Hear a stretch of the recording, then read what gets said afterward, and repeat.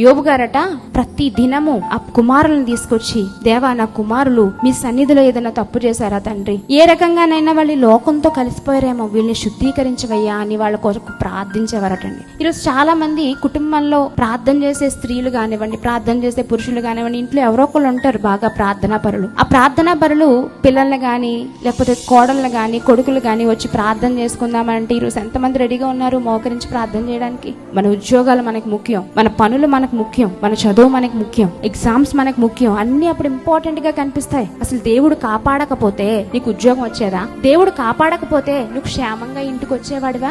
దేవుడు కాపాడకపోతే నీకు జీతం వచ్చేదా? దేవుడు కాపాడకపోతే అపాయాలు నిన్ను చుట్టుముట్టేసేవి కదా. ఒక్క నిమిషం మోకరించి ప్రార్థన చేయడానికి ఏంటి ఆ బద్ధకం? ఎంతో కాలం ఉండవండి. భవిష్యత్తు తరాలు, వెనకటి తరాలు మనకు కొన్ని పాఠాలు నేర్పిస్తున్నప్పుడు మనం భవిష్యత్తు తరాలకు కూడా ఆ పాఠాలు నేర్పించాలి. చాలా ఇంపార్టెంట్. యోబు గారు అదే చేస్తున్నారు. నా తరం అయిపోతుంది కదా, నేను నా బిడ్డలకి ఇలా ప్రార్థన చేయడం నేర్పించాలి, వాళ్ళు ఆ తర్వాత తరాలకు నేర్పిస్తారనే కాన్సెప్ట్ మనకి ఇక్కడ నేర్పిస్తుంది.